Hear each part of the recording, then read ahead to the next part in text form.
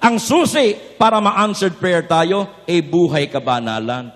Ang Diyos ay generous God, provider, God who supplies all our needs. At kapag ka nagbigay ang Diyos, siksik, liglig at umaapaw. Doon sa mga taong naghahari ang Diyos sa kanyang buhay. Sa ating mga kahilingan, nasulat man o hindi, puro kailangan ng katawan. Nakakaligtaan ang kailangan ng kaluluwa. Dapat nating maayos. Sikapin ninyong makasundo ang inyong kapwa sapagkat hindi nyo makikita ang Panginoon kung hindi kayo mamumuhay ng ganito.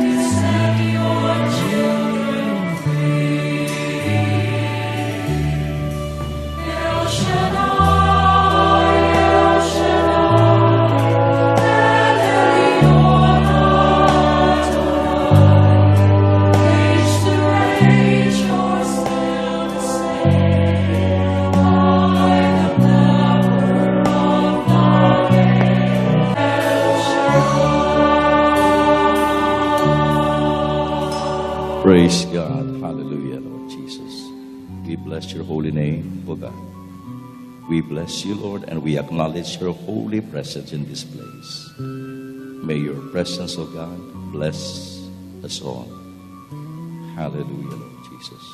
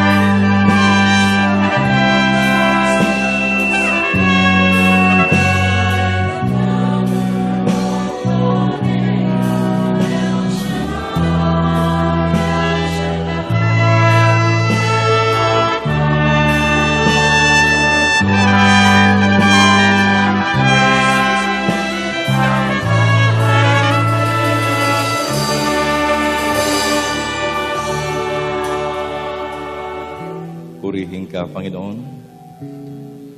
Purihin ka, dakilang Diyos.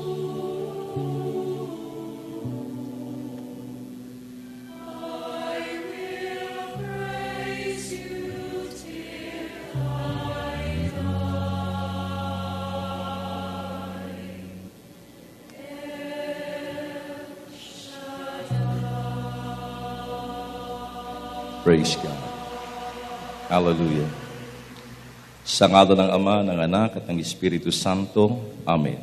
Ama naming makapangyarihan, alam namin ang iyong mga matay na katuon sa amin ngayon sa lugar na ito. Na itinuturing naming dakong banal sapagkat ito ang iyong inilaan upang kami iyong katagpuin at ikaw ay gayon din sa amin. Tuwing araw ng Sabado, Panginoon, sa aming pagtitipon, ikaw ang aming pinupuntahan. Ikaw ang dahilan bakit kami narito, Panginoon.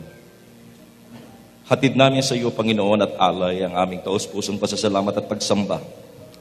Bunga ng iyong kabutihan na patuloy naming nararanasan sa aming pong buhay sa bawat sandali. Sa mga sandaling ito'y narito rin kami upang pakinggan ka, upang dinggin ang iyong tinig, upang dinggin at isabuhay ang iyong salita para sa aming lahat. Salita mo at presensya mong naghahatid ng kagalingan sa mga may sakit at karamdaman. Salita mo at presensya na nagbibigay kalakasan, nagbibigay pag-asa, nagbibigay ng ginhawa, nagbibigay, Panginoon, ng pag-unlad. Lahat ng mabuting bagay na aming pinapangarap sa buhay ay hatid ng iyong salita at hatid ng iyong presensya.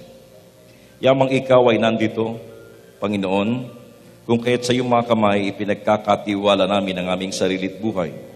Gayon din ang aming mga mahal sa buhay na hindi namin naisama ngayong gabi.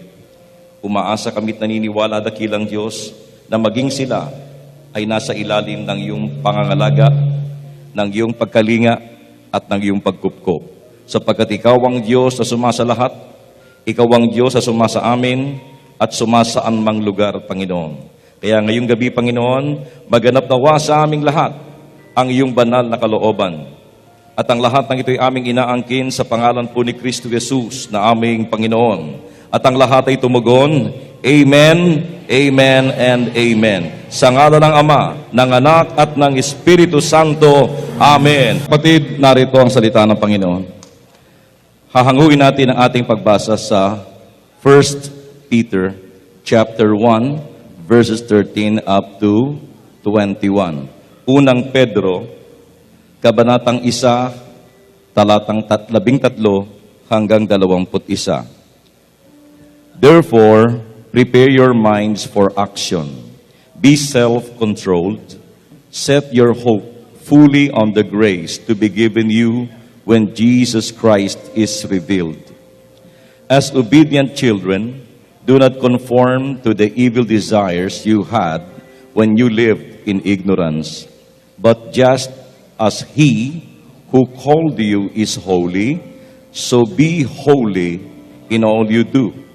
For it is written, Be holy, because I am holy. Since you call on a Father who judges each man's work impartially, live your lives as strangers here in reverent fear. For you know that it was not with perishable things such as silver or gold that you were redeemed from the empty way of life handed down to you from your forefathers, but with the precious blood of Christ, a lamb without blemish or defect. He was chosen before the creation of the world, but was revealed in these last times for your sake. Through him you believe in God, who raised him from the dead and glorified him, and so your faith and hope are in God. Sa saling Tagalog, mga kapatid, unang Pedro, kabanatang 1, talatang 13, kaya nga ihanda ninyo ang inyong mga isipan, magpakatatag kayo at lubos na umasa sa pagpapalang tatamuhin ninyo kapag nahayag na si Hesu Kristo. Bilang mga anak, sundin ninyo ang Diyos at huwag ang masasamang hilig tulad ng ginagawa ninyo noong kayo'y wala pang tunay na pagkaunawa. Yamang ang Diyos na humirang sa inyo ay banal, dapat kayong magpakabanal anuman ang inyong ginagawa.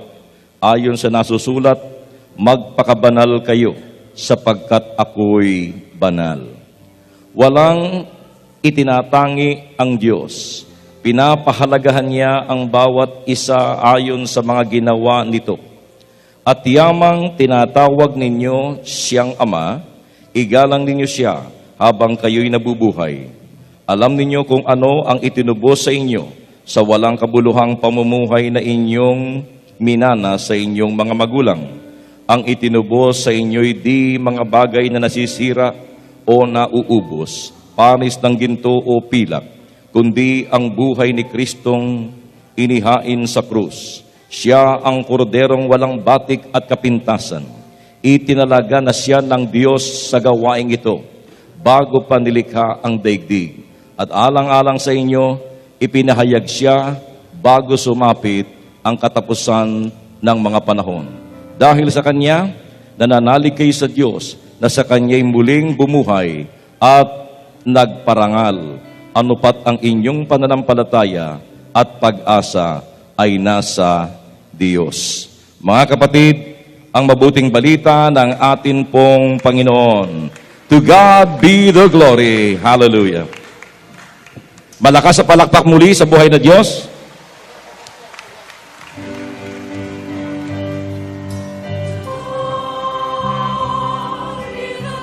Let us worship the Lord together. Open your mouth and sing unto the Lord, for God is worthy to be praised.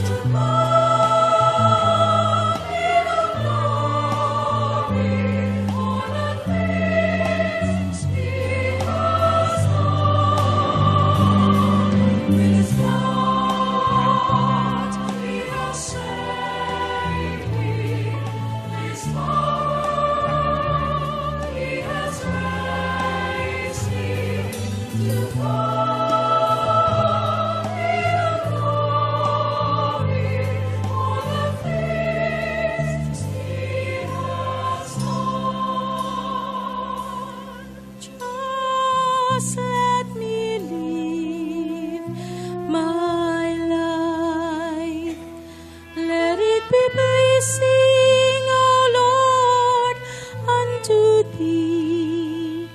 And should I gain any praise, let it go to God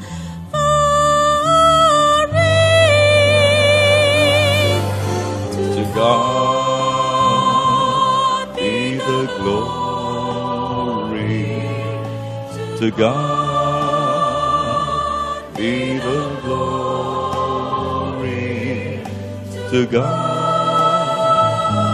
be the glory for the things He has done.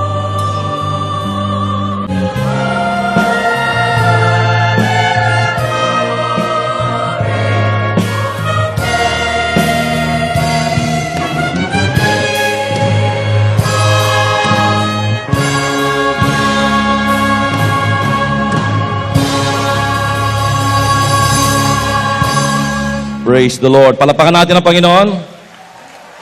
Praise God. Now, find your partner for the meantime. Hindi partner in life ang hahanapin nyo, ha? Kundi partner lang ngayong gabi. Find your partner para sa ating mathematical computation. At bawat addition na gagawin natin, meron tayong isisigaw. Ito'y lagi kong pinagagawa. Ang unang isisigaw at ilalakas natin, kapatid, ayos ka ba dyan? 1 plus 1. 1, 2, 3. Kapatid, ayos ka ba dyan? Ang susunod ay isisigaw sa 3 plus 3, hindi pa ayos kasi hindi pa tapos. Kaya walang uuwi na hindi pa tapos. Oh? 1 plus 1, 1, 2, 3. Kapatid, ayos ka ba dyan? 3 plus 3, 1, 2, 3, 4, 5, 6, 7. Hindi pa ayos kasi hindi pa tapos. At panghuli ang ating isisigaw, hindi pa tapos kasi hindi pa ayos. Okay? Again? Kasi hindi pa ayos. Yan yung pangatlo, ha? Okay. 1 plus 1. 1, 2, 3. Kapatid, ayos ka ba dyan? 3 plus 3. 1, 2, 3, 4, 5, 6, 7. Hindi pa ayos kasi hindi pa tapos. 7 plus 7. 1, 2, 3, 4, 5, 6, 7, 8, 9, 10, 11, 12, 13, 14, 15. Hindi pa tapos. ayos. Hindi pa ayos. Palapakan natin ang Panginoon. Ilabas ang inyong mga prayer request. At ating itataas sa Diyos ang lahat ng ating pong mga kahilingan. At kasama ng ating mga kahilingan ang lahat ng bagay-bagay na gusto nyong ipabless sa ating Panginoon. Okay? Itaas. Ilabas ang inyong mga kahilingan at ganoon din ang lahat ng bagay-bagay na nais yung pagpalain ng Panginoon. Katulad ng wallet, bag, handbag, Bible, rosary, panyo, tubig, langis, documents, passport, o anuman na nais yung ipabless kay Lord, itaas natin ng may buong pananampalataya as we sing, I know the Lord will answer all my prayer. And do the right. I know the Lord will answer all my prayer. Soft instrumental background.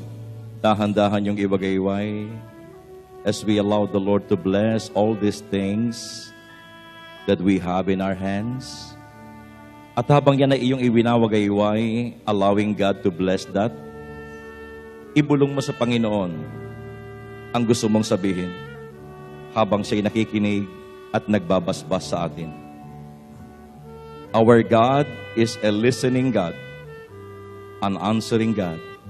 So ngayong gabi kapatid, talk to Him kahit pabulong. Nakikinig ang Diyos sa ating samo, sa ating panalangin. Talk to Him. Yes, Lord. Yes, oh God. Thank you, Lord, for this opportunity to be with you. Salamat po sa pagkakataong ibinibigay mo sa amin upang kami iyong pakinggan sa aming samot panalangin. Muli mo nawang ipadama ang haplos ng iyong kamay na naghahatid ng pagpapala sa aming lahat. Narito lahat ng umaasa sa iyo at nagtitiwala. I know the Lord will make a way for me. Will make a way for me. I know the Lord will make a way for me. If I lead the holy life, if I lead a holy life, shun the wrong and do the right, I know the Lord will make a way for me. Naniniwala ba kayong naganap na ang ayon sa inyong inaasahan? Naniwala ba kayong pinangyayari na ng Diyos ayon sa ating pananalig? Kung gayon, ating angkinin. Tsak yun! Tinanggap na natin. Amen? Hallelujah! At ating tawagan ang ating mga manggagawa upang likumin ang ating mga prayer requests as we sing, Blow the Trumpet in Zion! Hallelujah! Pwede kayong umindak. Sumayaw sa Panginoon.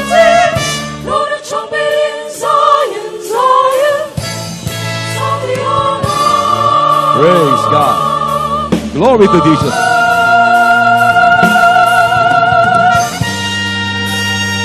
Purihin ka, Panginoon. Luwalhati ng iyong pangalan.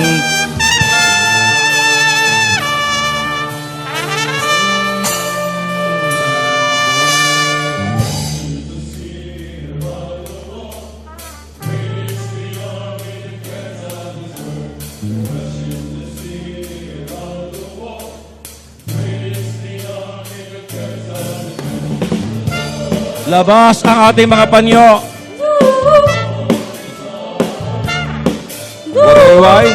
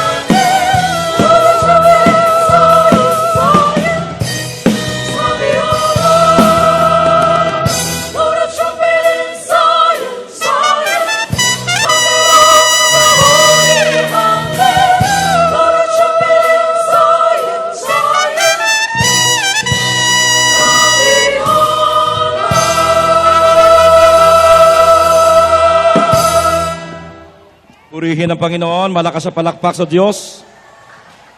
Pwede na tayo maupo mga kapatid sa Panginoong Jesucristo.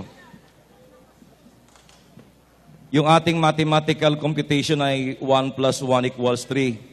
Ang atin pong sinigaw, kapatid, ayos ka ba dyan? At ang ating sagot ay hindi pa ayos kasi hindi pa tapos. Amen? At yung panghuli, hindi pa tapos kasi hindi pa ayos.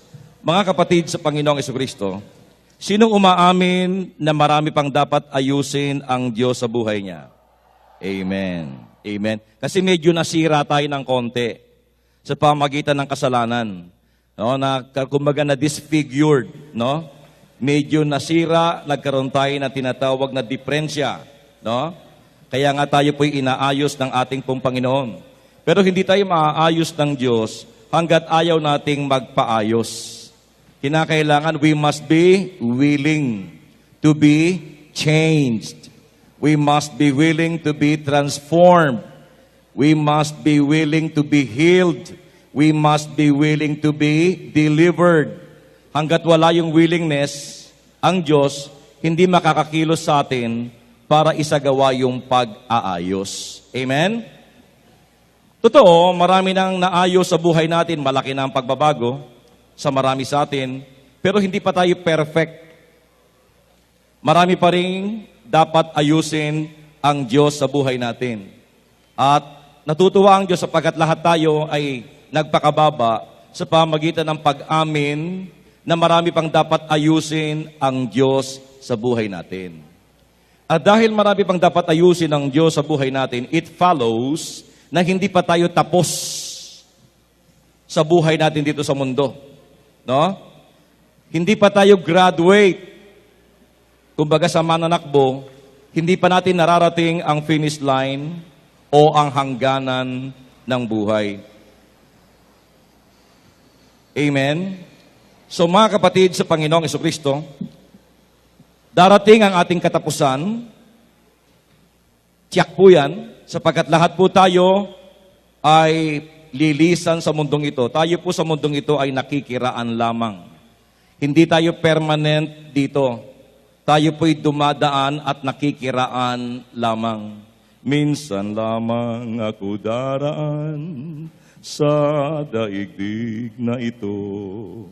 Kaya't anuman ang mabuti, maring gawin ko ngayon.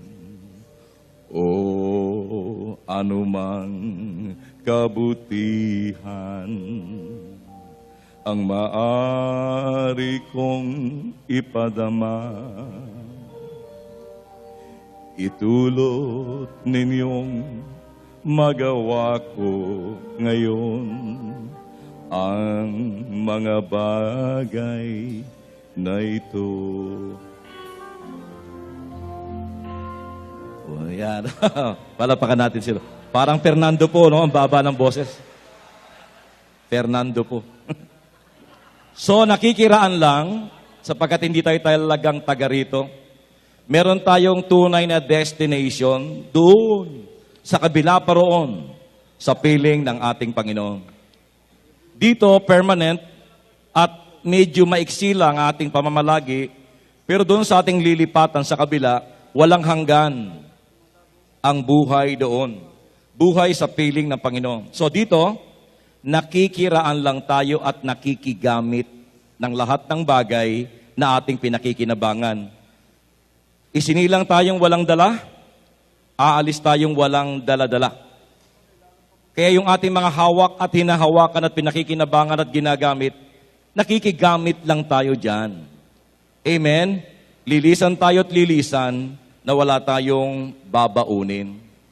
Kaya napakahalagang mga kapatid na pag dumating yung ating paglisan, o yung ating pag-alis, siguruhin natin na wala tayong iiwang gusot o mga atraso sa kapwa, pamilya at maging sa Diyos. Sapagkat diyan nagiging masaklap ang kamatayan. Nagiging mapait ang kamatayan kapag aalis ka na marami kang iniwang gusot, atraso sa kapwa at saka sa Panginoon. Kaya sabi ng isang santo ay ganito, and I quote, May we never die too soon. So tayong lahat ay mamamatay. Amen? Pero sinong gustong mamatay na very, very soon? Wala, no? Pwede coming soon. Pero very soon, ayoko pa. Amen? Hindi ko pa napagtatapos ang mga anak ko sa kanilang pag-aaral. Gusto ko makita na sila nasa magandang estado. Amen? So, ang ibig sabihin daw nung may we never die too soon, ay hindi yung wag tayong mamatay ng bata pa. O wag tayong mamatay ng agad-agad pa, mga kapatid. Kundi ang ibig sabihin niya ay, nawa kung tayo po'y lilisan sa mundong ito, wag tayong lilisan na may iiwang mga atraso. Nawa, yung natitira nating buhay sa mundong ito, yung ating nalalabing time sa mundong ito na hindi natin alam kung mahaba pa o maiksi na, naway ma-devote natin sa pag-ayos sa ating mga unfinished task. Para kapag tayo po'y lumisan at umalis, magaang ang kamatayan at maligaya ang mga iiwan. Sapagkat pag ikaw ay umalis, kapag tayo po'y lumisan, na marami tayong atraso, patay ka na, kinasusuklaman ka pa. Kaya mapait ang kamatayan. So gamitin natin ang ating nalalabing panahon sa mundong ito to accomplish yung task o mission na bigay sa atin ng Panginoon. Meron pa ako nadinig na isang mathematical computation ng buhay. Sa isang pari, ito sabi niya, ang buhay ng tao ay 7, 8, 9. Ang buhay ng tao ay 7, 8, 9. Anong ibig niya sabihin? 7 plus 8, ilan? 15. 15 plus 9, 24. Yung 24, yun yung 24 hours. 24 oras mayroon sa isang araw. So ikaw at ako, araw-araw ay may hawak ka at your disposal na bigay ng Diyos na time. At ang hawak nating time every day ay 24 hours. Paano mo yan binabudget? Narito ang computation. Yung 7 oras ay para sa ating pagtulog. Amen? Para sa ating pagtulog. Yung 8 hours para sa ating work, sa ating trabaho. Taas ang kamay ng mga may trabaho. Pumalakpak sa Panginoon. Ha? Hindi ko na patataasin yung walang trabaho. So yung 8 hours para sa work, sa trabaho. Yung 9 hours ay para sa iba pang mga bagay na unang-una dyan, ang Diyos. Susunod, family, at ang susunod, ang ating kapwa-tao. Kaya araw-araw, iyan ang management ng time. 7 hours para magpahinga at matulog. 8 hours gagamitin mo sa trabaho. At yung 9 hours para sa mahahalagang bagay. Unang-una na siyempre ang Diyos. Ilang oras, sa 9 na oras, ang ibig mong ibigay sa Panginoon. Sa family at sa ating kapwa-tao na dapat nating paglingkuran, mga kapatid. Kaya walang taong magsasabing wala akong time. At kung sakasakaling ikaw ay walang trabaho, saan mo ngayon gagamitin yung 8 hours kung hindi ka naman napasok, wala kang trabaho, pwede mong dagdagan ang time, hindi sa pagtulog. No? Dagdagan mo yung time kay Lord, sa family, at saka sa ating pagsiserve sa ating kapwa-tao. Amen, mga kapatid? So, sa pamamagitan ng mga bagay na yan, maari po nating maabot ang kabanalan. Holiness in my own little way. Akala niyo ba napaka-big time ang holiness? Na kinakailangan matularan natin yung mga ginawa ng mga early Christians na nagpakamatay, nagpakamartir. Yung ginawa ni St. Francis of Assisi na iniwan ng kayamanan para maranasan ng kabanalan.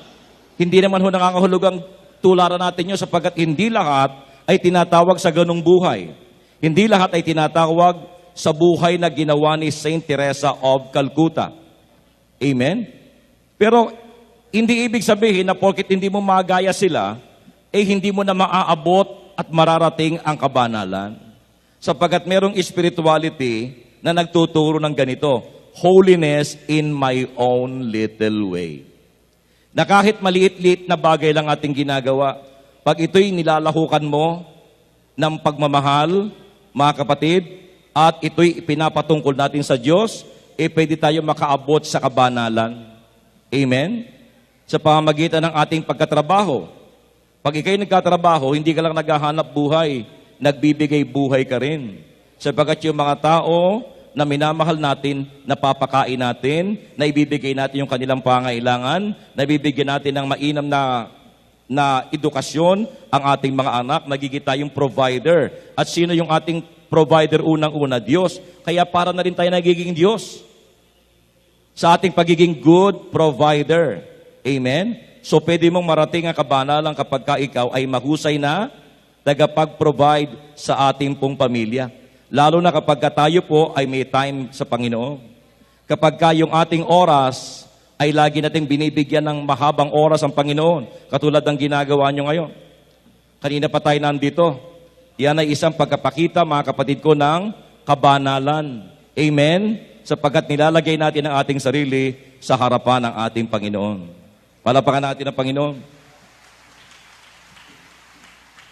Ang aking paksa ngayong gabi ay ayon sa binasa ko, ay pinamagatan po nating holiness is for you. Para sa ating lahat, not for a few. Ang kabanalan ay hindi lamang para sa mga pari, misyonero, madre, o yung mga full-time servant of the Lord.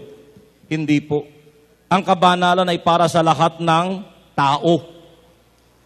So God calls everyone to a holy life. Amen?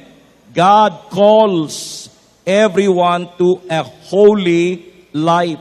Lahat ng tao ay tinatawagan ng Diyos sa buhay kabanalan. Hindi lahat tinatawag na maging pare, madre, misyonero o preacher na katulad namin. But all are called to a holy life. Sabi niyo, holiness, kabanalan. Okay, ang kamatayan ay isang tanggap nating realidad. Ang kamatayan ay isang naglulumiad na katotohanan na ating kasasapitan. Kung kailan tayo mamamatay, kung anong uri ng kamatayan ang ating sasapitin, at kung saan tayo aabutin ng kamatayan, yun lang ang walang katiyakan. Pero ang tiyak, ang certain na certain, lahat tayo matatapos at mamamatay at lilisan sa mundong ibabaw. Pag ikaw nag-interview at nagtanong sa mga tao, doon sa realidad ng kamatayan na maaari niyang maranasan, at iyong tanungin, sa paanong paraan mo gusto kang mamatay? Karamdaman ba? Aksidente, sakuna? Karamihan ng sagot, tulog. Yung ako'y natutulog. Amen. Kaya may mga namamatay sa gawain dahil tulog. Natulog. Na-answered prayers siya. Napaka-practical. Kesa yung ikaw ay mamatay na naghihingalo at nagkakandahirap at ang dami nakasalpak sa ating katawan. Mas mainam mamatay at kunin ka ng Panginoon sa akto na ikaw ay tulog. Kaya pala ang pagtulog, pagka natutulog ang isang tao, masdan mo parang patay, di po ba? Yung taong tulog, walang kamalay-malay sa nagaganap sa paligid. Kaya yung patay, yung natutulog, para ding patay, kung titingnan. O mamaya, pag uwi natin, magpapractice na naman tayo, mga kapatid. Amen? So mga kapatid, sa Panginoong Jesucristo, ang kabanalan ay para sa atin pong lahat. Amen? Lahat ay tinatawag sa buhay nito. Ngayon, kapag tayo namatay, saan nyo gustong mapunta? O, kapag ka si Jesus ay muling dumating, yung final coming, mga kapatid ko, yung nasa purgatorio, malilipat na yan sa langit. Ang nasa purgatorio ay wala ng tsansa na mapunta sa impyerno. Hindi katulad ng mga nasa mundo. Tayo mga nabubuhay ngayon, kapag tayo po ay nireject natin si Kristo, sa huling hininga natin, yun talagang, halimbawa may tao talagang, kasi mahirap patunayan yun eh. Meron ba talaga tao, Brother Rapi, na huling-huling hibla ng hininga, tinanggihan niya, Panginoon? Mahirap natin yung patotohanan. Napakahirap. Pero just in case, no, assuming na may ganong tao, Brother Rafi, paano kung merong isang tao talagang namatay at namatay, nireject ang Panginoon? Saan siya mapupunta? Kapag may ganong katao, impyerno yun talaga. Pero ang tanong ko, meron ba ganong klase talagang tao? Yun ang mahirap patunayan. Sapagkat ako naniniwala, kahit gano'ng kasama ng isang tao, sa sandali ng kanyang kamatayan, hahanap at hahanapin niya at babalik sa Panginoon. Sa kanyang lumikha. Amen? Kaya mahirap ang patutuhanan kung meron talagang taong ganon. Amen? Ngayon, kapag tayo namatay, saan nyo gusto mapunta? Langit o impyerno? Lahat ang gusto mapunta sa langit, pumalakpak sa Panginoon na nakataas ang dalawang kamay. Sabi mo sa iyong katabi, kapatid, banal ka ba? O, ang requirement para mangyari yung ating pangarap na makapasok sa langit ay kabanalan. Kaya ang tanong banal ka ba? Lahat gusto makaakyat sa langit. Lahat gusto makapunta sa langit. Pero ang alam niyo bang requirement sa Bible para makapasok doon? Holiness. Walang makapapasok sa langit na may gatuldok, na dumi, na may mantsa, may bahid. Kinakailangan pure, malinis, dalisay para makapasok sa langit. Kaya dyan makikita nyo na practical at napaka-essential para mangyari yung ating pangarap na makapasok sa langit. Napaka-essential, napaka-practical at napaka-basic need ng tao ang kabanalan. Kaya ang kabanalan, hindi natin dapat ipinagkikibit balikat as if na okay lang kahit dako banal. Hindi. Dahil pangarap ko, makapasok sa langit pag namatay tayo. Iyang requirement para makapasok doon, sabi sa Bible, kinakailangan banal. Katulad ng ating Panginoon, sabi ng Panginoon, be holy, for your God is holy. Amen?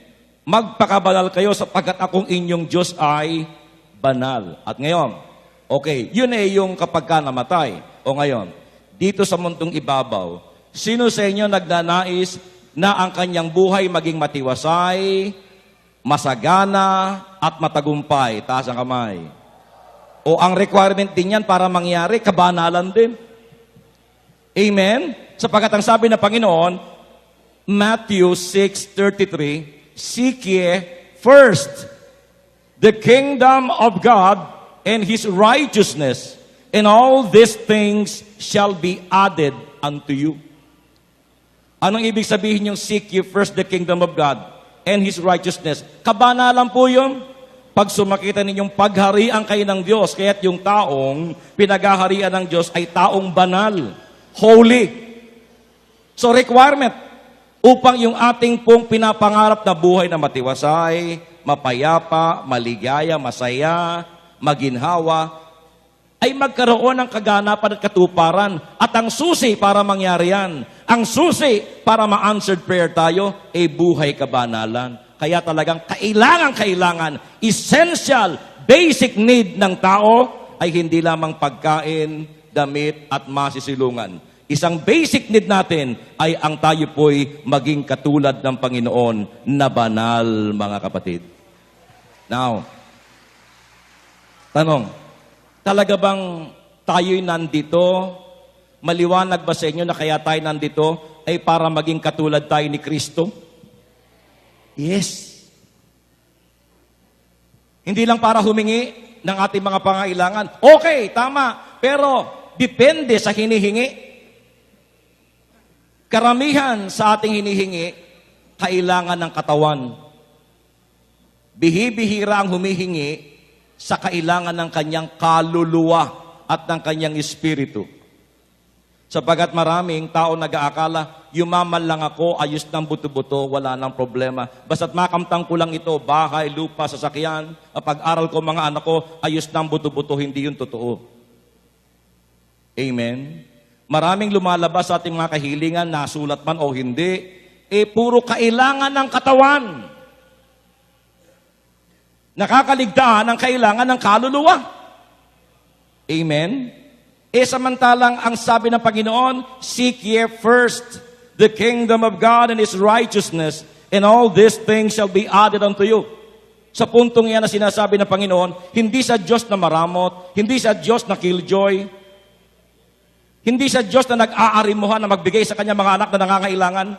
Ang Diyos ay generous God, provider, God who supplies all our needs. At kapag ka nagbigay ang Diyos, siksik, liglig at umaapaw. Doon sa mga taong naghahari ang Diyos sa kanyang buhay.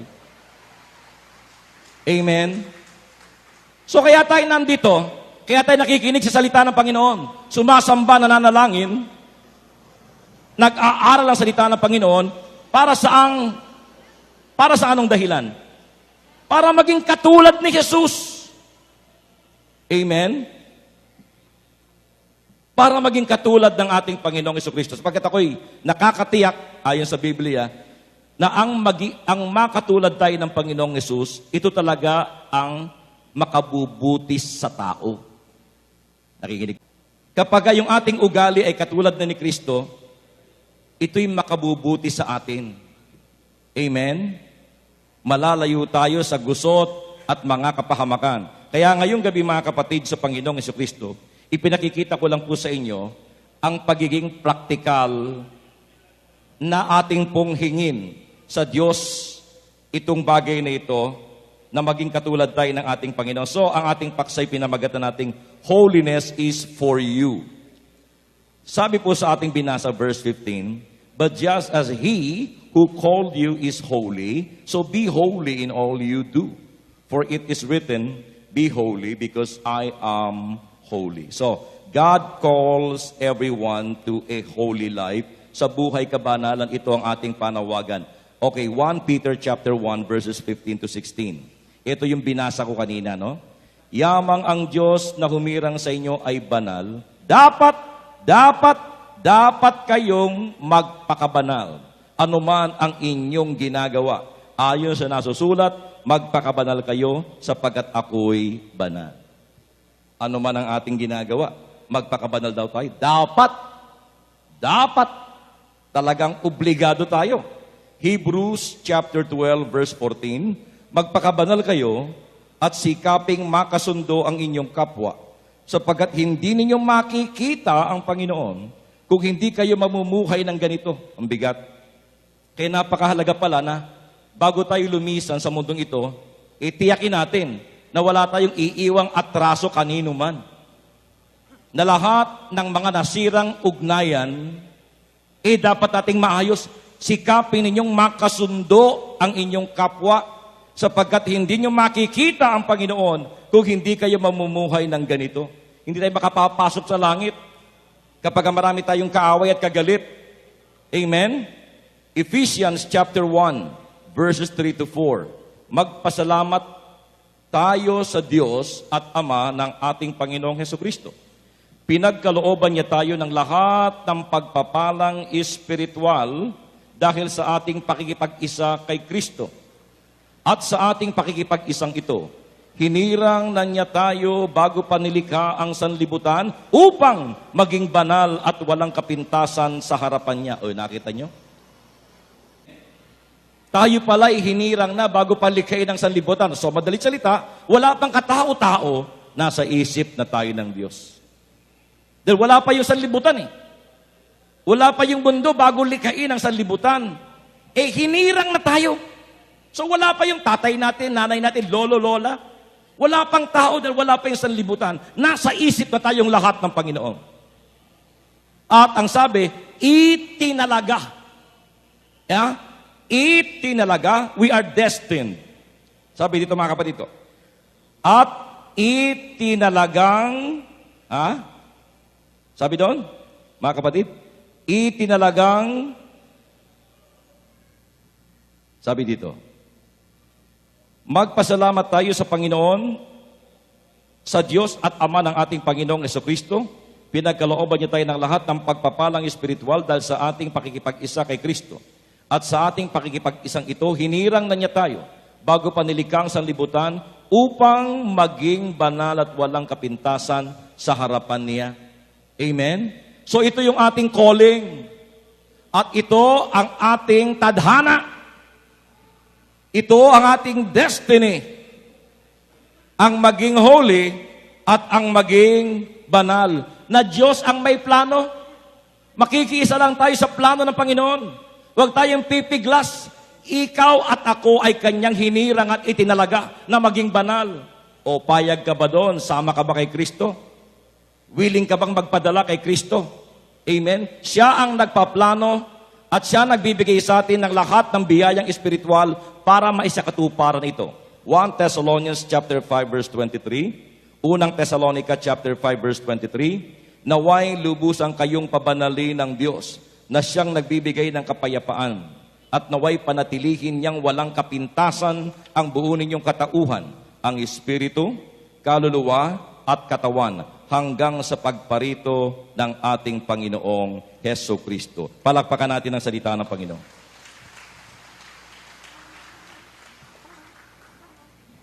One time nabanggit ko na minsan sa talk, mga kapatid, pero uulitin ko ito. Ito'y tungkol sa temptation ni Kristo matapos ang kanyang baptism sa River Jordan. Matapos siyang mapuspos ng Espiritu, siya'y dinala ng Espiritu sa ilang. At doon sa ilang, nagkaroon sila ng encounter ni Satan. At ito ang unang banat ng demonyo sa kanyang unang-unang tukso kay Kristo. Ang sabi ng demonyo, if you are really the Son of God, then tell these stones to become bread. Kung talagang ikaw ay anak ng Diyos, sabihin mo nga sa mga batong ito na maging tinapay, tell these stones to become bread. Anong sagot ng ating Panginoon? Man does not live on bread alone, but on every word that comes from the mouth of God. Yan ang sabi ng Panginoon. Now, anong ibig sabihin ni Satan sa kanyang sinabi kay Kristo? Na ang ibig niyang sabihin kay Kristo ay ganito, Jesus, ang pinakamahalaga sa lahat ay ang bodily needs. Ang kailangan ng katawan. Hindi mahalaga ang spiritual needs ng tao. Kaya kalimutan mo na yung mission mo to save them. Mag-magic ka lang. Just be a good economist. Pasaganain mo lang ang ekonomiya na walang nagugutom, lahat kumakain at lahat merong tinapay sa hapagkainan at may inumin. Okay na yan. Sapat na yan upang ang tao ay iboto ka at gawing kanilang presidente ng kanilang buhay. Nakikinig po ba kayo?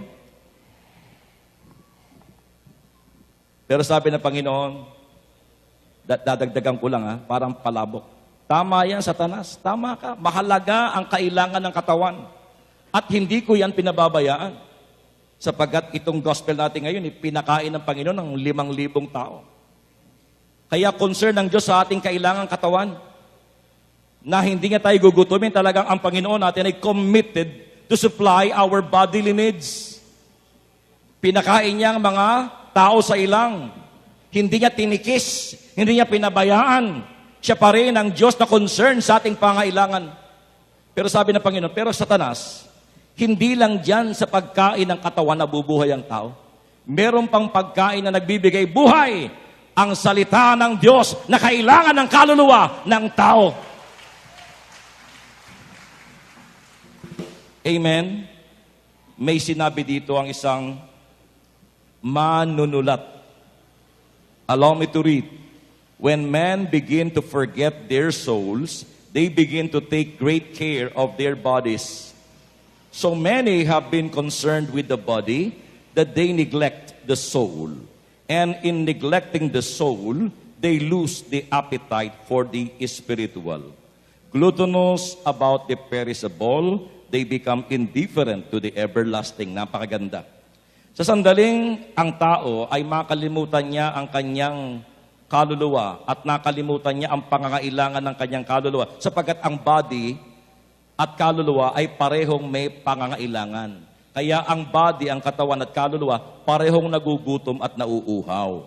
Kaya lang ang tanong, saan napupunta ang ating atensyon para bigyang katugunan ng kanyang uhaw at ang kanyang kagutuman? Usually sa body. At ang sabi dito, kapag ang tao po ay nakaligtaan at nakalimutan ang pangangailangan ng kanyang kaluluwa, doon siya ngayon nagsisimulang bigyan masyado ng pagkapahalaga ang kanyang body. Amen. Puro body na ang kanyang iniintindi. Pagkapaganda ng katawan, pagkapalusog ng katawan, lahat na makapagbibigay ng ginhawa sa katawan, ibibigay niya masahe, spa, pagpapaganda, vitamin, exercises, gym, pati mga retoke, banat dito, injection doon, lahat ng yan. Para pagandahin ang kanyang katawan. At yun na ang symptoms na napapabayaan at nanineglect ang kanyang espiritu. Sapagkat sa totoo lang, ang taong malalim ang espiritual na buhay, sumisimple ang buhay. Tama, mali? Nawawala yung vanity of vanities. Sumisimple. Agree or disagree? Ang tao talagang deep ang kanyang spirituality, sumisimple ang buhay. Hindi mapaghanap. Kung ano meron siya, masaya siya. Sabi nga, happiness is not having what you want, but wanting what you have. Ang tunay na kaligayahan ay hindi makamtan mo ang mga gusto mo, kundi ang tunay na kaligayahan ay magustuhan mo at maibigan mo ang mga bagay na nasa iyo. Masaya ka ba kung ano nasa iyo? Yun ang tunay na kaligayahan. Amen? Yun ang taong sumisimple ang buhay. Amen? Marunong masiyahan, wala man o meron, katulad ng sinabi ni Pablo. So mga kapatid sa Panginoong Jesucristo, ito ngayon ang takbo ng mundo. Napakarami pong mga establishment ang nag-aalok ng ginhawa ng katawan, pagpapaganda ng katawan, na hindi ko naman sinasabing masama. But not to the point na puro lamang needs ng katawan ang ating inaatupag at nakakalimutan natin ang pangailangan ng ating kaluluwa. Samantalang masigit na mataas at supreme ang kaluluwa compared sa body. Sapagat ang katawan, nabubulok at namamatay. Ang kaluluwa, walang kamatayan at hindi nabubulok. Ang katawan, bumabalik sa lupa na inaapak-apakan ng tao. Ang kaluluwa, bumabalik sa Diyos sa pinanggalingan niya doon sa itaas. Kaya, dapat dito pa lang sa lupa hanggat buhay, hindi natin pinababayaan ang kailangan ng ating kaluluwa. Sapagkat kapag ang kaluluwa po ay nalugami, kapag ang kaluluwa, mga kapatid ko, ay pinanghinaan, nadadamay ang katawan. Kapag ang isang tao po ay hindi na strong ang kanyang spirituality, mahina ng kanyang buhay spiritual, madali siyang tamaan ng worry, anxiety, depression, madali na siyang magalit, madali siyang matukso. Amen? O saan ka ngayong pupulutin? Maaga kang mamamatay. Amen? Ikaw ngayon ay hindi na, ang mga taong weak ang spirituality, hindi po yan nagiging mga mananagumpay. Ang mga taong mga mananagumpay ay yung mga taong may malalim at may malakas na spiritual na buhay. May matibay na kapit at pundasyon sa kanyang Panginoon, mga kapatid. Amen? So ito ngayon ang takbo ng mundo, ha? Ang tao mas nawiwili na bigyan ng pansin ang kailangan ng kanyang body. Nakakalimutan niya at sabi niya wala siyang time para sa needs ng kanyang soul. Brad, ating ka naman sa El Shaddai. Next time na lang kasi busy ko. O simba ka naman, next time na lang. Tsaka, Brother Rafi, hindi naman nakakalimot sa Panginoon eh. Ang ganda ng dahilan, no? Pero walang time magsimba. Dahil busy. Ganyan ang takbo ngayon ng mundo, mga kapatid. May kwento. Merong isang mama Nawawala yung kanyang sumblerong mamahalin. Hindi niya malaman sa niya na iwan yung sombrero niyang mamahalin. Kaya mahalaga sa kanyang sombrero. Bukod sa mamahalin, kasi po siya po ay kalbo, mga kapatid. So, vanity of vanities, no? Mga kapatid. Ako, lagi ako nagje-gel ng buhok. Natatandaan ko nun. Kasama ko yung asawa ko dito. Magtotok ako dito sa Ambel. Sabi ko sa asawa ko, G, pray over mo nga ako. Nakaupo ko sa bangko. Nung ipatong niya yung kanyang kamay sa aking ulo, masyadong madiin ang pagkakapatong ng kamay. Eh yung buhok ko may gel. Nararamdaman ng asawa ko na unti-unti akong dumadaus-dus sa upuan. Vanity of vanities. Amen. Mas mahalaga pa yung buhok. Amen. Iniisip pa yung buhok. Vanity of vanities. So itong mamang ito, napakahalaga sa kanya nung kanyang dating sa tao. Kaya gusto niyang i-cover up yung kanyang pagkakalbo. Kaya lagi siya may suot na sumblerong mamahalin. Eh ang problema, nawawala. Hindi niya malaman kung saan niya naiiwan. Ngayon, ito po yung nangyari sa abroad. Sa Amerika, sa abroad, sa Europe, yung mga church na maliliit, yung sa mga protestante, maliliit yung simbahan, lahat ng may suot na sombrero, pagpasok mo sa pinto, may sabitan ng sombrero, isasabit mo. Kaya sabi ng mamang ito, pumasok sa kanya yung masamang idea. Alam ko na.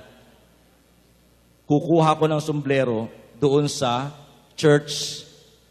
Papasok ko sa simbahan para manguha at magnakaw ng sombrero. Kasi iiwan mo doon, isasabit mo pagpasok mo.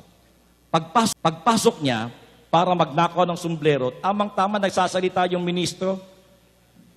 Nagpipreach yung ministro. Eh yung preaching ng ministro ay talagang buhay na buhay. Hataw talaga. At ang kanyang tinotok at pinaliliwanag ay yung tungkol sa 10 utos. 10 utos. Kaya hindi niya ngayon maisagawa yung kanyang balak. Hanggang sa natapos yung service, natapos yung gawain, o ugali ng mga ministro, pagkatapos ng gawain, nakikipagkamay sa kanyang mga attendees na dumalo. At nung mapalapit sa mamang ito na sana'y magnanakaw ng sombrero, sabi ng mama, nung siya'y kinumusta ng ministro, sabi ng mamang magnanakaw sana ng sombrero, Ministro, Pastor, salamat po. Ako po'y nailigtas ng inyong preaching. Ako po'y tumimo sa akin yung inyong pangaral, yung inyong mga sinasabi. Sabi ng ministro, ano sa mga sinabi ko sa 10 utos ang tumimo sa iyo? Eh, nung pong sinasabi niyo yung 7 utos, thou shalt not covet thy neighbor's wife, naalala ko ho kung sa ko naiwan yung sombrero ko.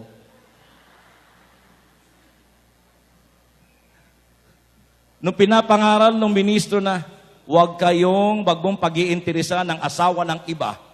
Doon niya naalala, doon ko pala naiwan yung sombrero ko sa asawa ng kumpare ko. Hallelujah. Amen. Mas mahalaga pa yung ulo niya kaysa kaluluwa niya. Nakikinig po ba kayo? Huwag pababayaan ang kailangan ng kaluluwa. Amen?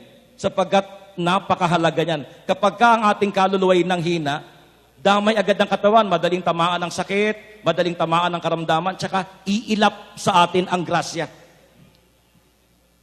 Ang masasagap mo, sakit, kamalasan, disgrasya.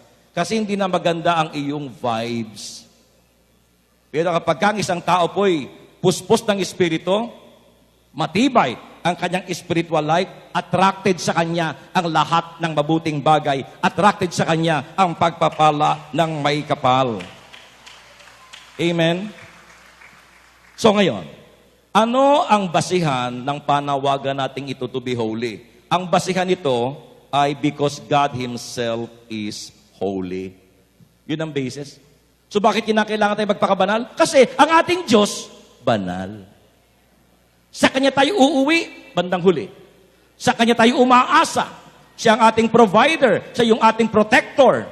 Siya yung ating savior. At pag namatay tayo, sa Kanya tayo lilipat. Sa Kanya tayo uuwi.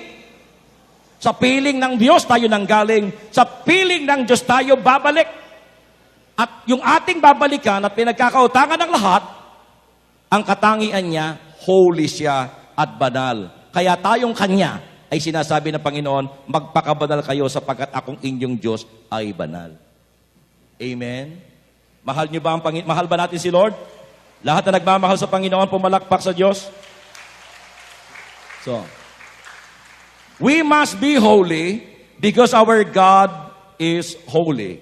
And another basis for holiness, because we are created in the image and likeness of God. Walang taong nilikha na masama. Nung likhain ng Diyos ang tao, nung ito'y kanyang tingnan, natuwa siya because it is good. Natuwa ang Diyos nang makita yung kanyang nilikha. Good. Nakikinig po ba kayo? Walang nilikha ang Diyos na inutil at masama. Lahat ng kanyang nilikha, mabuti. At dahil tayo po'y nilikha sa wangis ng Diyos, nakawangis ng Diyos, ang bawat isa sa atin ay may capacity to live a holy life. May kakayahan, may kapasidad na maging banal sapagkat we are created in the image and likeness of God. Walang sino man sa ating nilikha na kawangis ng demonyo. Tayong lahat ay nilikhang kawangis ng Diyos. Kaya tayong lahat ay mayroong capacity na makapamuhay ng banal. Dahil sa pagkakalikha sa atin ng Diyos. Kwento. Ito'y hindi totoo, kwento lang ito, siste. At hindi biblical, pero kwento. Nung bago pa lamang nalikha, alam niyo sa Rome, sa Greece, may mga tinatawag sila mga dioses, mga Diyos-Diyosan, si Zeus, Apollos, Neptune, mga gods din po yun. Kaya lang small g. Hindi yan yung mga tunay na Diyos, kundi mga gods na maliit na G. Okay? Nung bago pa lamang likha ng Diyos ang mga gods na ito, na wala pa silang mga pangalan, wala pang Apollos, Zeus, wala pa. At yung tao, bagong-bagong likha pa lang, mamasa-masa pa yung clay, mamasa-masa pa yung alabok, na kung saan galing yung tao. Mga kapatid.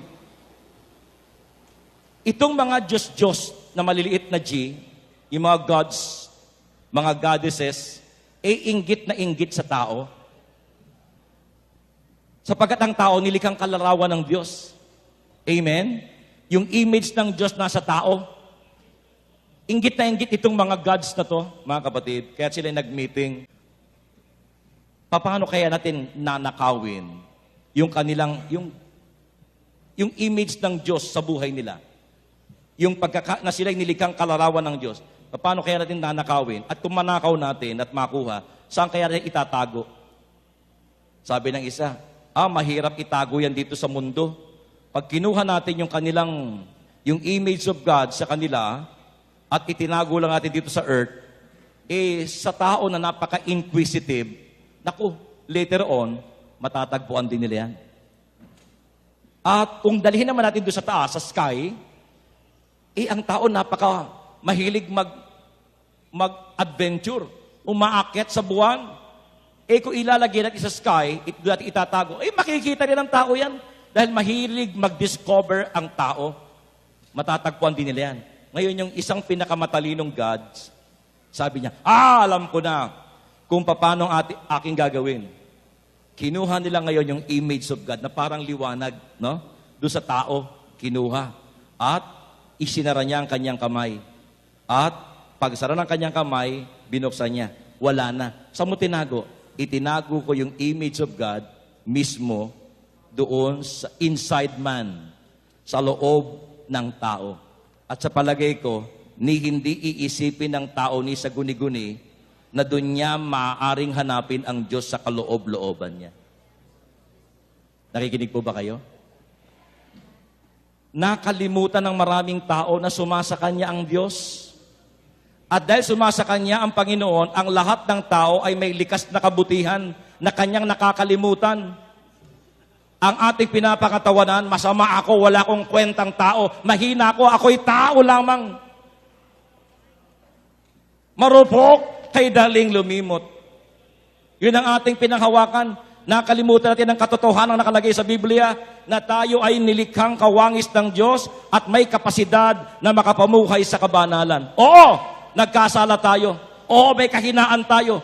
Pero nabigyan ng remedyo nung si Kristo'y magkatawang tao, nung si Kristo'y namatay, nung si Kristo'y muling nabuhay, napagtagumpayan ang kahinaan ng tao. Nabigyang remedyo ng ating Panginoon. Kaya hindi ko pwedeng ikatwiran, tao lamang ako na nagkakasala. Hindi. Ikaw ay anak ng Diyos at nilikhang kalarawan ng Diyos. Sumasa atin ang Panginoon. At yung ginawa ng Panginoon na nagkatawang tao, inangkin niya ang kahinaan natin. At ang taong nagkasala na dapat siyang magbayad sa kanyang pagkakasala, Diyos ang umako ng pagbabayad. Kaya sa halip na tayo ang magkalasog-lasog, sa halip na tayo po ang magkaluray-luray sa krus, ninais ng Diyos na sa kanyang anak ipataw ang parusa na tao dapat ang tumanggap. Namatay siya bilang kabayaran sa kasalanan. Ngunit on the third day, muling nabuhay ang Panginoon. Kaya lahat ng nagbibigay ng sakit, kalungkutan, agony sa tao, nabigyan ng remedyo sa kanyang muling pagkabuhay. Dapat sana ang kumpletong oras na 3 days, kung si Kristo po'y nabuhay ng linggo ng alas 3 ng hapon, sapagkat siya'y namatay ng Biyernes ng alas 3 ng hapon.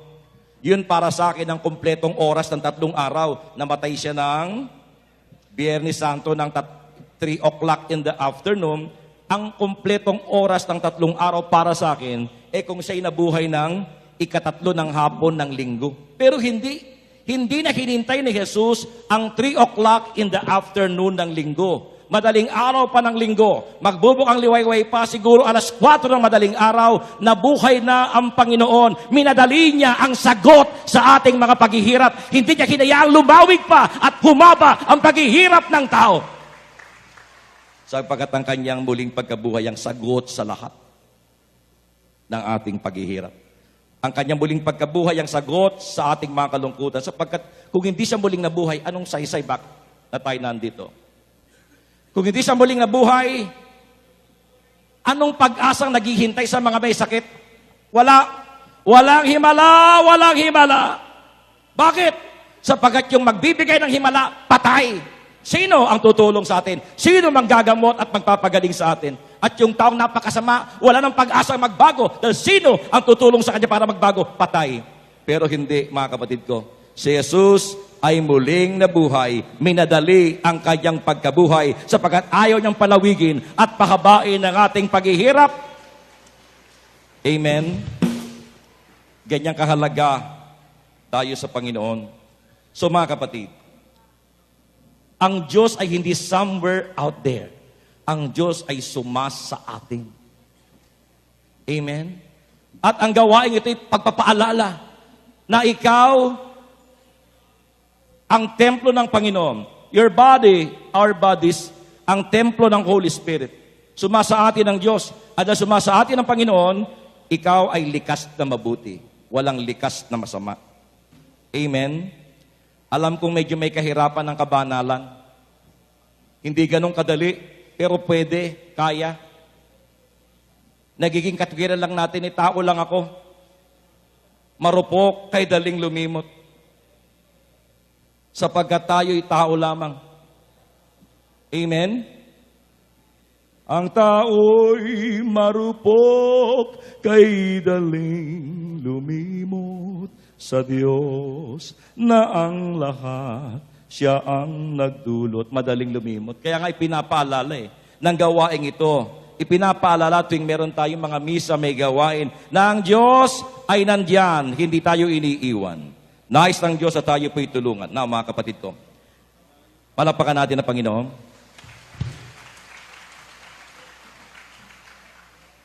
Puntahan muna natin ngayon yung holiness ng Diyos. God is holy. Ang kabanalan ng Diyos ay kaiba sa kabanalan na ating tinatahak. Sapagkat ang kabanalan ng Panginoon ay consistent. Ibig ko sabihin, perfect, ganap, absolute.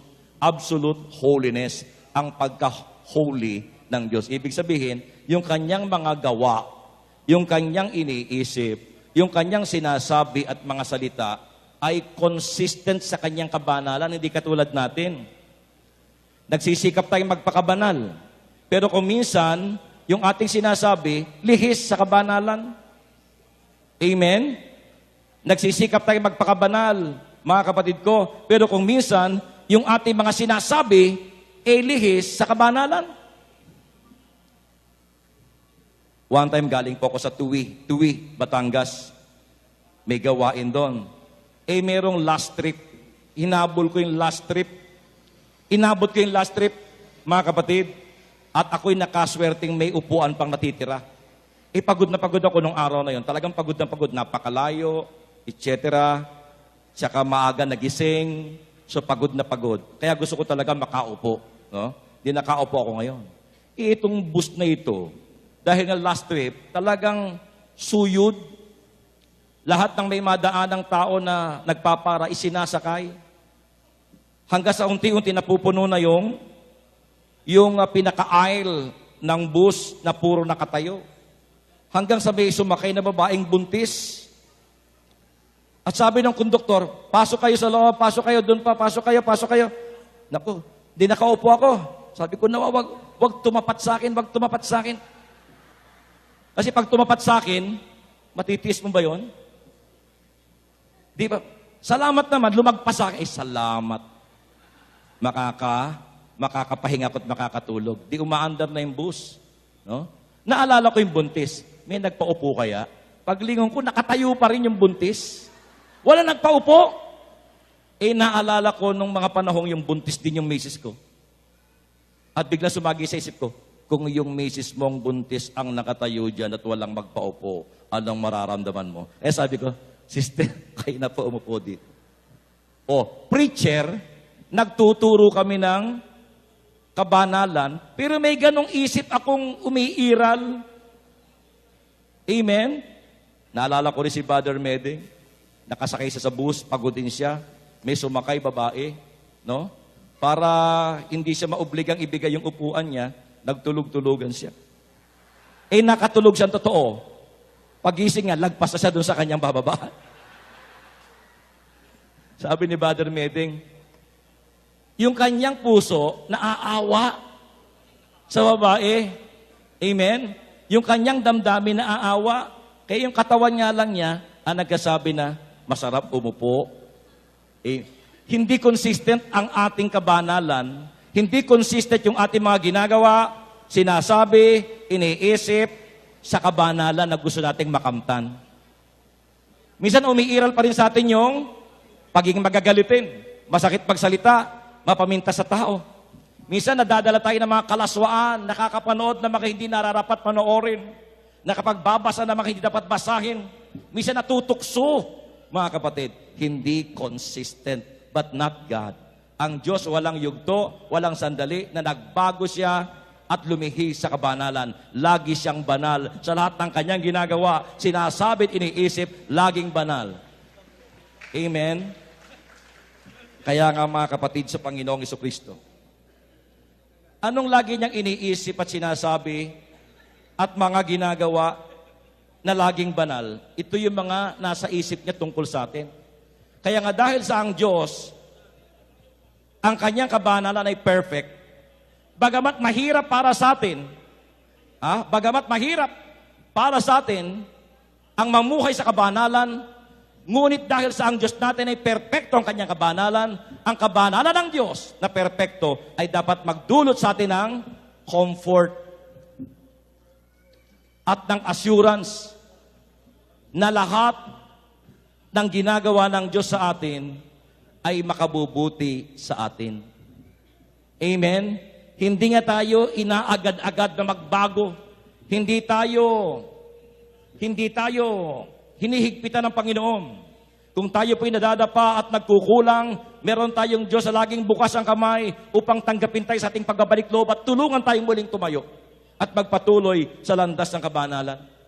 Meron tayong Diyos na hindi mapanghusga, hindi Diyos na mapangkwenta. Ang dami ko nang binibigay sa iyo, ang dami ko nang pagpapalang binibigay sa iyo, ganyan ka pa rin. Hindi ganyan ang ating Panginoon. Holy nga eh. Ang Diyos natin hindi mabagsik, hindi maramot, Hindi marunong magtampo. Naiiwan tayo. Amen? Kahit nga yung isang taong nagpapakasama-sama, sabi sa Bible, iiwan niya ang 99 na maayos. Iiwan niya yung 99 ships para hanapin yung nagwawalang isa. Hindi yun itatapon ng Panginoon at ibabalato sa demonyo dahil siya ay black sheep o napakatigas ng ulo. Amen? Kaya nga yung kabanalan ng Panginoon ay dapat magdulot sa atin ng ginhawa, pag-asa, na kahit medyo mahirap sa ating tingin ang mamuhay sa kabanalan, pero dahil meron tayong Diyos na mapag-alalay, meron tayong Diyos na supportive, magagawa natin yung nais ng Diyos na matulad tayo sa Kanya na maging banal sapagkat ang ating Diyos ay banal.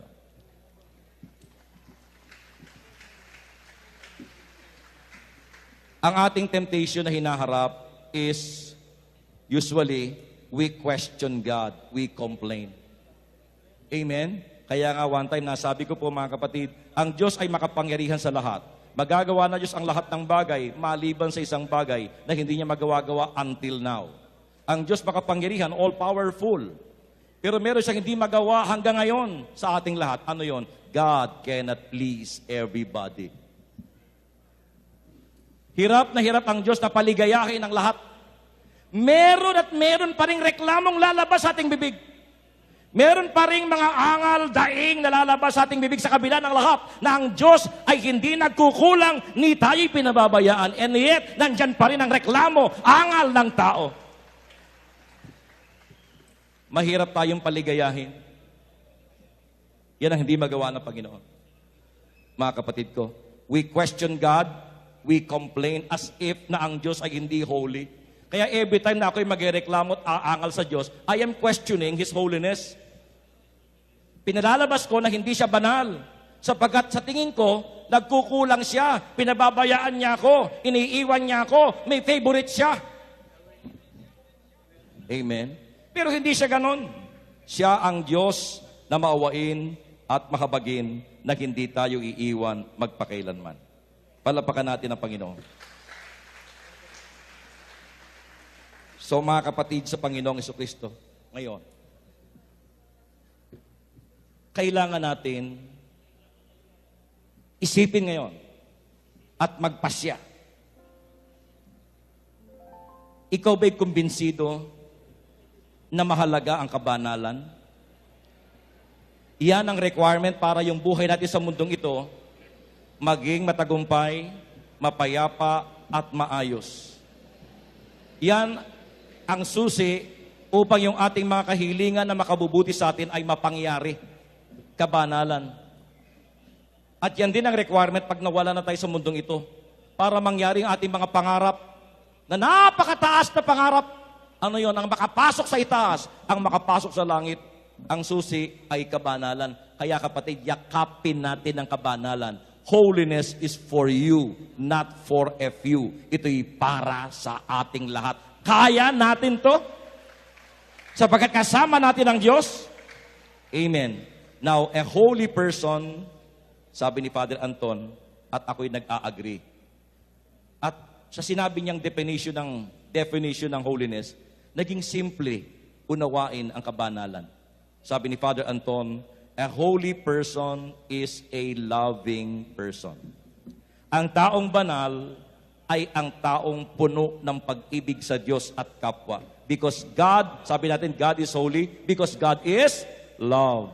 Ang Diyos ay pag-ibig. Kaya, a holy person is a loving person. Person who loves God above all else and person who loves his neighbor, ang kanyang kapwa-tao, mga kapatid. Amen? And because God is holy, God hates sin. Kinapopotan at kinasusuklaman ng Diyos ang kasalanan. Nakikinig po ba kayo? May kasabihan, God hates sin, but He loves the sinner. Tama po yun. Kaya lang madalas, tumatalon agad tayo sa pangalawa. God loves the sinner. Amen? Kaya para tuloy ngayon, nangyayari na minsan parang okay lang na kahit may nagagawa kong mali at may ginagawa kong kasalanan, mahal naman ako ng Diyos dahil God loves the sinners. Nakakalimutan natin yung naunang pangungusap that God hates sin. So every time na ako'y gumagawa ng kasalanan, ginagawa ko yung kinapupuotan at kinasusuklaman ng Diyos. And in that sense, lumalabas na ako'y kaaway ng ating Panginoon na nagbibigay ng sakit sa puso ng Panginoon. Totoo, mahal ng Diyos ang makasalanan, pero napupot ang Diyos sa kasalanan.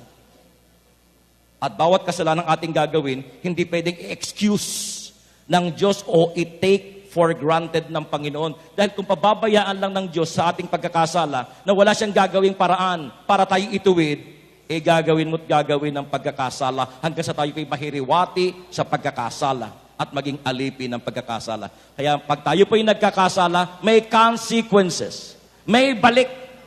Kung papaanong kasunod ng kidlat ay kulog, kasunod ng ating paglabag sa kalooban ng Panginoon, kasunod sa ating pagkakasala, may balik o may consequences na hindi Diyos ang nagbibigay, kundi ito'y gawa ng tao.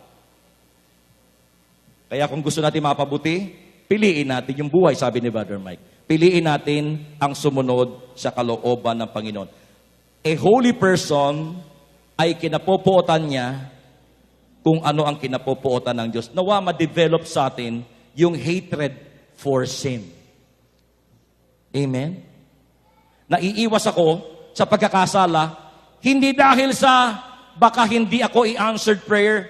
Iiwas ako sa pagkakasala, hindi dahil takot akong malasin ang buhay ko. Iiwas ako sa pagkakasala sapagkat alam ko na kapag ako'y nagkasala, ang puso at damdamin ng Diyos ang aking sinasaktan at sinusugatan. At ayokong sugatan at saktan ang puso ng aking Diyos na aking minamahal. Amen. Sa mga sandaling ito, mga kapatid ko, lahat ng gustong yakapin ng kabanalan na hindi para sa iilan, kundi para sa lahat, mangyaring tumayo, mga kapatid ko. At sa mga sandaling ito, since we know and we believe that God is in our midst, halika kayo at isayaw natin ang Panginoon. Ano mang mangyari sa buhay natin, walang makapaghihiwalay sa atin sa pag-ibig ng ating pong Panginoon. Hallelujah! Pwede mong isayaw ng sweet ang ating Panginoon. He is not a killjoy God. God wants us to enjoy His holy presence as we dance with Him. Sino makapaghihiwalay sa atin sa pag-ibig ni Kristo?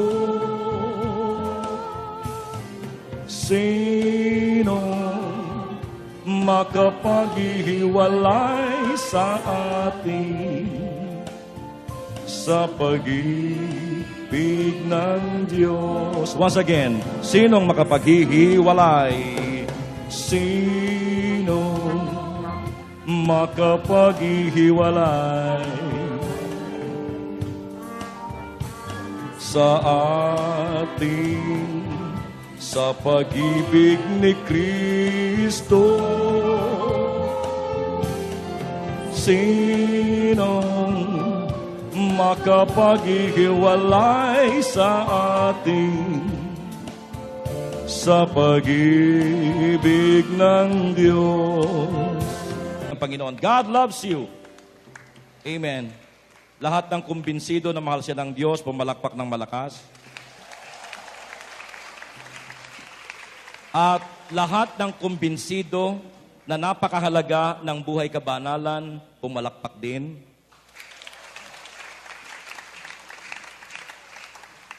So holiness is for you, our holy God. Nahasilong tayo ng langit. Anytime from now, any moment, ibubuhos ng Panginoon ang pagpapala na parang ulan. Pero huwag kayong matakot, hindi bubuhos ang ulan. Ang ibubuhos ng Panginoon ay biyaya sa lahat ng nandito ngayon. Saan ka man nakatayo, saan ka man nakapwesto, at yung mga nasa radio, nasa internet, lahat tayo'y sakop at abot ng biyaya ng pag-ibig ng Panginoon. At sa mga sandaling ito, kapatid, if you are now ready to meet God, if you are now ready to see His face, if you are now ready to receive His blessing, ilagay ang dalawang kamay sa inyong ulo. Aawitin natin ang awit ng inyong buhay. At sa sandaling madinig yung awit ng ating buhay, yun na ang sandali na pinagpapala ng Diyos ang ating puso upang maging katulad ng puso niya. Isang pusong mapagmahal, isang pusong banal. Naalala mo ba? Hiram sa Diyos ang ating buhay. Ika'y anak ng Diyos, banal at nagmamahal. Receive your blessing right now! Receive it in the name of Jesus! Hallelujah! Tanggapin mo, kapatid. Sahurin mo ang biyaya ng Panginoon. Baunin ang biyaya at himala ng Panginoon.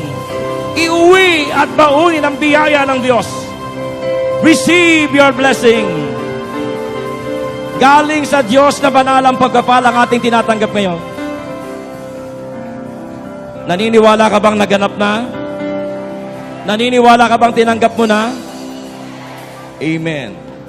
At sa mga sandaling ito, sama-sama tayong manalangin para kay Brother Mike sa ating punong lingkod, sa kanyang mission abroad, at para sa ating minamahal na Santo Papa, at sa ating bagong hinirang na Pangulo ng Pilipinas, ang ating pong Presidente Duterte. Dalangin namin gabayan siya ng Panginoon at naway masagap niya ang guidance ng Panginoon. Pagpapala naway sumaating bansa, sumaating lahat, at sumaating pamilya. We ask the intercession of our Blessed Mother Mary, together with all the saints in heaven. This we ask in the name of Jesus Christ, our Lord. Amen and amen. In the name of the Father, Son, and of the Holy Spirit. Amen. Let's give thanks with a grateful heart.